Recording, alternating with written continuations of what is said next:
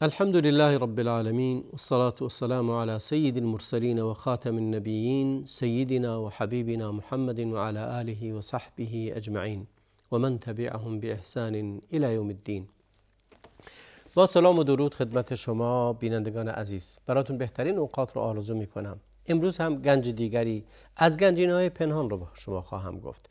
من در 2 برنامه گذشته هم همین موضوع رو گفتم، ولی به خاطر اهمیت اون و جایگاه اون و آثار این گنج عظیم، باور کنید شما اگر این رو داشته باشید ثروتمند دنیا هستید و ثروتمند آخرت هستید. و اونم حسن ظن بردن به خداونده.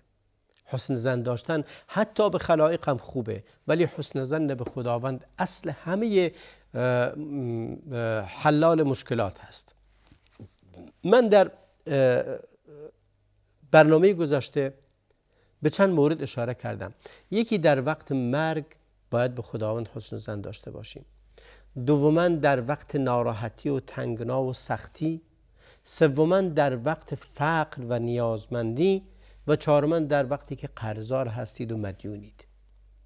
در این موارد باید به خداوند حسن ظن داشته باشید و روایاتی رو در این باب گفتم و شما به اینها عمل کنید، ببینید چقدر تأثیر داره. ببینید چی از این مهمتر، شما در وقت تنگنا و غم و غصه به خدا پناه ببرید و حسن ظن داشته باشید که خداوند غم و غصه و اندوه شما را برطرف میکنه. در وقت نزعات مرگ همچنین، در وقتی که فقیرید همچنین، در وقتی هم که مدیون هستید باز هم برای قضای دینتون و ادای دینتون به خداوند حسن ظن داشته باشید که بتون بده تا دینتون رو ادا کنید. اون کسی که در دلش میگه، کسی که قرض میگیره و نمیخواد بده و نیت برگردوندن قرض رو نداره، این کس هم اون پول از دست میده هم همچنان قرضدار. اما کسی که قرضی رو میگیره و قصد پس دادنش رو داره، خداوند بهش توفیق میده که پس بده. و اینه که تو حسن ظن داری به خداوند، گمانت به خداوند خوبه. و اما مورد پنجمی که حسن ظن در اونجا بسیار مهمه. خیلی از مردم سوال میکنن که میگن ما دعا میکنیم دعامون قبول نمیشه. من همیشه با یکی از دوستان، یکی از فامیلان میگفتم که برامون دعا کن. میگفت که آره دعای من که قبول نمیشه. وقتی که شما میگید دعای من که قبول نمیشه، قبول نمیشه دیگه. شما گمانت به خداوند اینه که دعای تو رو قبول نمیکنه. چرا چنین گمانی رو میبری؟ هر چقدر هم گناه داشته باشی، هر چقدر هم مقصر باشی، ولی خداوند دعا پذیر هست. خداوند توبه پذیره، دعاها رو هم قبول میکنه. و اما در وقت دعا ببینیم روایت چی میفرماید. حدیث ابو هریره است که میگه پیامبر اکرم علیه السلام فرمودند که ادعوا الله و انتم موقنون بالاجابه. خدا را بخوانید، دعا کنید در حالی که یقین دارید که خداوند اجابت میکنه. این حسن ظنه که من یقین دارم خداوند دعای منو قبول میکنه، ولی وقتی که دست بلند کنم و یا رب بگم و ولی دعا ارزشی نداره، کسی خدا نمیپذیره. دعا خیلی دعا کردم هیچ فایده ای نداشت، دعا هم هیچ کاری نمیکنه. وقتی که این حرفا رو میزنی، وقتی که میگی دعا هیچ کاری نمیکنه، دعا کردم نپذیرفت، دعای من اصلا قبول نمیشه، دعا بی فایده است، خسته شدم از دعا کردن، اینها همه نشانه بدبینی به خداونده. تو بدبینی به خداوندی که فرموده ادعونی استجب لکم، مرا بخوانید شما را اجابت میکنم. باید اصلا اگه تمام 100 بار دعا کردی، 1000 بار دعا کردی، ولی اون چیزی که خواستی بهش نرسیدی، باز هم یقین داشته باش که خداوند دعای شما رو و دست تو رو رد نخواهد کرد. یا اون چیزی رو بهت میده یا چیزی دیگری رو بهت داده و تو متوجه نیستی. تو که دست بلند کردی و دعا کردی، باید بدونی چی تو دستته، خداوند چی بهت داده. آیا اون عین اون چیزو بهت داد یا چیز بهتری از اون رو بهت داده، مناسب تر تو بوده، و یا اینکه یک بلایی رو از سر راحت برداشته. و حتی امکان داره دعای دیگران باشه. یک شخصی بسیار نالان و گریان بود و گله داشت از این که من میگه خیلی دلبسته یک دختری بودم و به من وعده داده بود که با هم ازدواج کنه و همه قول و قرارها رو گذاشته بودیم و همه کارا را کرده باشیم، از جان و دل دوستش داشتم، ولی اما خیلی یعنی بعد از 2 سال بعداً میبینم منقلب شد، چون خواستگار دیگری اومد خوشتیبتر و خوش نمیدونم چی تر بود، من رو رها کرد و به هزار بهانه و هزار ترفند خلاصه که منو قانع کنه رها کرد و رفت و زن اون شد و من در غم و غصه و اندوه میگه موندم و چرا این رو کرد، چرا این گونه شد. هنوزم میگه تفسیرش رو نمیدونستم. میگه چندین سال بعد اون در غم و اندوه بودم و این نمیدونه خداوند چه بسا دعایی کرده این شخص یا دعای پدر و مادر یا هر دعای دیگری باعث شده که این شر رو از مسیرش برداره. چه بسا ازدواج میکردن اون وقت بهش خیانت میکرد، چه بسا ازدواج میکردن و اون وقت در میافتن که این دوتا مناسب هم نیستن و خیلی از تصورات دیگری که وجود داره. لذا وقتی که انسان بلایی برش نازل میشه بگه انا لله و انا الیه راجعون و این دعا رو بکنه، بگه اللهم اجرنی فی مصیبتی و اخلفنی خیرا منه. اینجاست که این گونه است که باید بفهمی. این خودش دعاست، میگه خدایا در این مصیبت به من اجر بده و بهترش رو نصیبم کن. این حسن ظن به خداست. تو حسن ظن داری که خداوند بهتر از این رو برای تو پنهان کرده.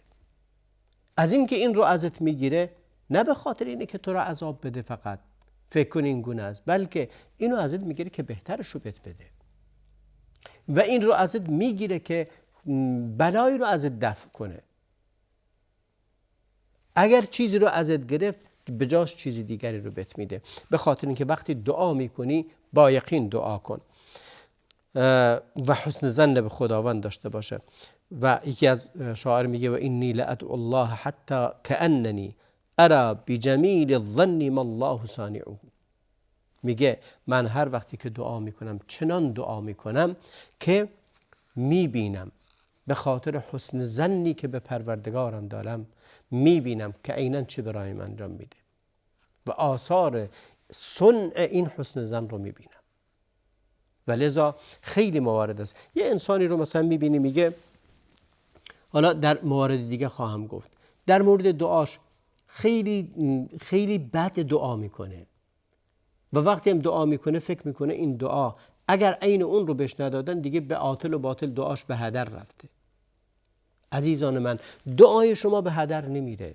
هر وقت دست بلند میکنی دعا میکنی، یک میگه خداوند واحد احده، غیر خدا کسی قادر نیست، فقط خدا هست که میده، فقط خدا هست که میتوانه، من عاجز و ناتوانم، خداوند قادر و تواناست.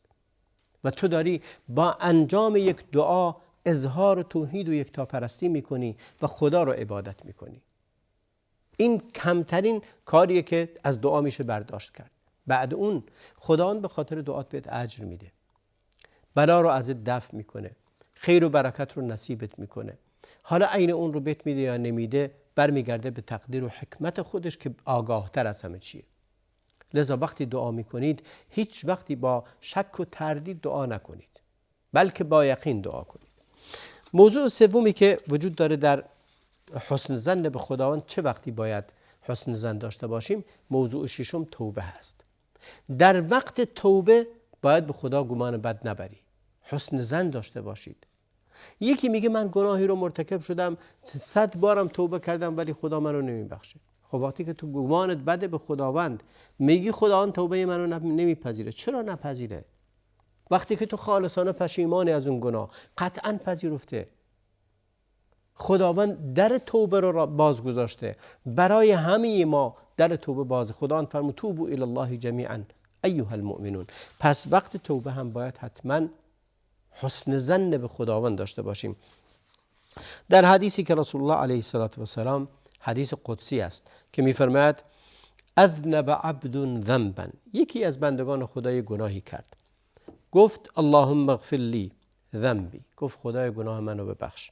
فقال الله تبارك وتعالى اذنب عبدی ذنبا فعلم ان له ربا یغفر الذنب و یأخذ بالذنب ثم عاد فاذنب. میگه وقتی که این بنده دعا کرد گفت خدای من گناهی کردم ببخش، گفت اغفر لی ذنبی. میگه خداوند گفت که این بنده من یه گناهی کرد، میدونه که یه خدایی داره که اون خداوند غفور و رحیم و بخشنده است، به خاطر همین دست بلند کرد و دعا کرد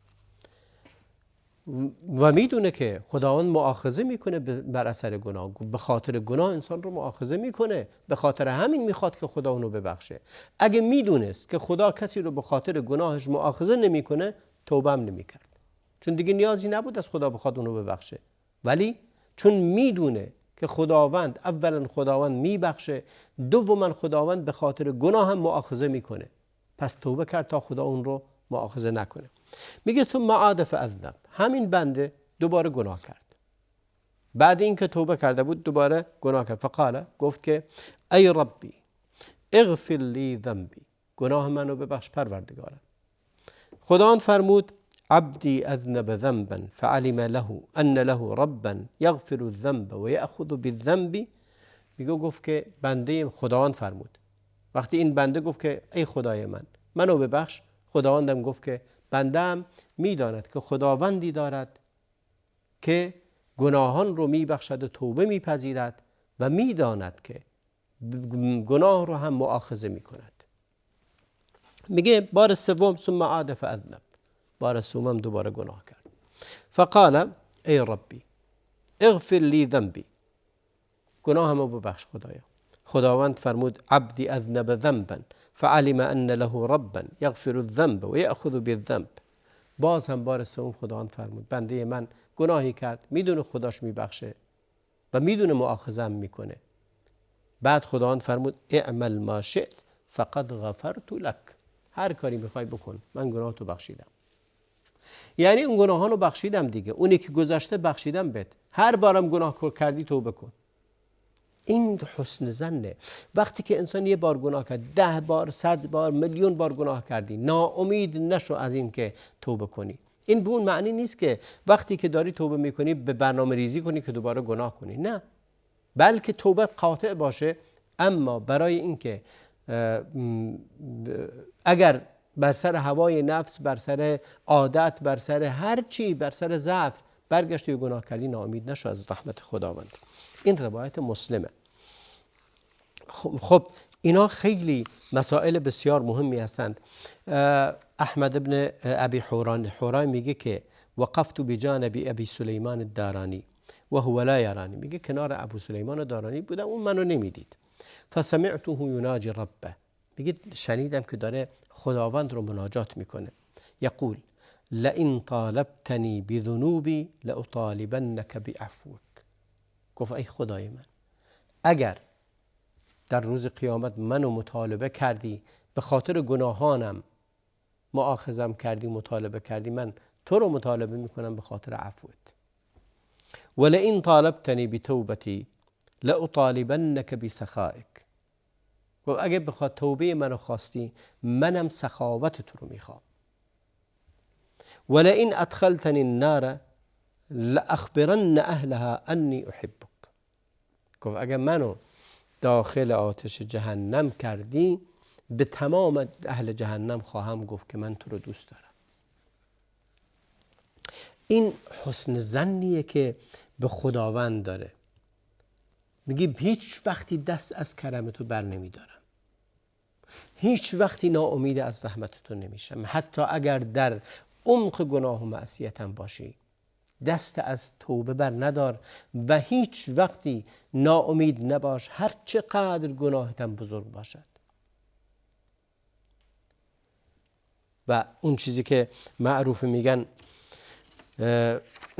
یک شاعری میگه، بذارین رو براتون بخونم، میگه اینی لآتی الذنب اعرف قدره و اعلم ان الله یعفو و یغفر. میگه من گناهی میکنم ولی میدونم خدا میبخشه. لئن عظم الناس الذنوب فانها، میگه اگه مردم گناهان رو بزرگ دانستند، من ان عظمت فی رحمت الله تصغر، میگه هر چقدر هم گناه بزرگ باشه در کنار رحمت خداوند ذره‌ای هست. خداوند فرمود و رحمتی وسعت کل شیء، همه چی رو در بر گرفته رحمت خداوند. میگه لئن عظم الذنوب كثرة فلقد علمت بأن عفوك اعظم. میگه اگر گناه من خیلی زیاده و خیلی فراوانه، میدونم که عفو تو عظیمتر، فراوانتر، فراختره. این گونه حسن ظن داشتن به خداوند. و همیشه وقتی که مرتکب گناهی شدی بدان که در بازه، در بسته نیست. فرار کن به سوی اون در که در توبه هست و توبه کن و به آغوش رحمت خداوند پناه ببر. لذا این یکی از مسائل بسیار مهمی هست که انسان باید به اون توجه کنه. چرا ما باید حسن ظن داشته باشیم به خداوند؟ اولا به خاطر اینکه خداوند فرمود و کان بالمؤمنین رحیما. خداوند به بندگان مؤمنش رحیم و مهربانه. رحیم بودن خداوند یک رحم آنی، عادی، کوچک و کم نیست، بلکه بسیار فراوانه. همونطوری که گفتم رحمتی وسعت کل شیء. پیامبر اکرم علیه السلام میفرماید لما قضى الله الخلق كتب في كتابه. وقتی که خداوند همه خلقت رو خلق کرد نوشت فهو عنده فوق العرش، نوشته در بالای عرش است. این خداوند این رو ثبت کرده این رحمتی غلبت غضبی، همانا که رحمت من چیره است بر غضب و قهر من.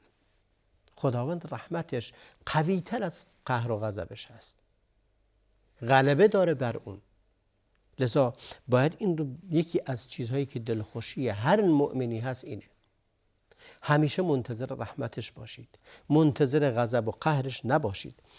لذا میگه یأتی جبریل علیه السلام الی نبینا علیه السلام فیقول لما اغرق الله فرعون قال آمنت انه لا اله الا الذي آمنت به بنو اسرائیل. میگه جبرئیل میگه وقتی که خداوند فرعون رو غرق کرد، میگه فرعون گفت آمنت انه لا اله الا الذي آمنت به بنو اسرائیل. گفت که من ایمان آوردم به اون الهی که بنی اسرائیل ایمان آورده بهش. فلو رأيتني يا محمد وأنا آخذ من حال البحر فأدسه فيه مخافة أن تدركه رحمة الله. جبرئیل میگه ای محمد اگر میدونستی من چه عجله‌ای میکردم که آب رو سریعتر داخل دهنش فرو کنم، نکنه خداوند رحمتش شامل حال فرعون بشه اون رو ببخشه. چون جبرئیل میدونه رحمت خداوند بسیار واسعه، اما خب جبرئیله و میدونه فرعون چه مشرک خطرناک و فرعون بوده دیگه، میخواد زودتر بمیره قبل اینکه توبهش پذیرفته بشه. البته خب تقدیر الهی بوده و این گونه پایان فرعون هم تموم میشه. بحث اینجاست که اینجا هم جبرئیل میخواد این رو بگه که رحمت خداوند اینقدر فراوانه، من فکر میکردم حتی اگر فرعون به اون فرعونی خودش امکان داره خدا اون رو ببخشه. این حسن ظن جبرئیل به رحمت خداوند. به انتهای برنامه امروز رسیدیم. تا برنامه دیگر، فرصتی دیگر، همه شما عزیزان رو به خدای بزرگ میسپارم. و صلی الله و بارک علی نبینا محمد و علی آله و صحبه اجمعین.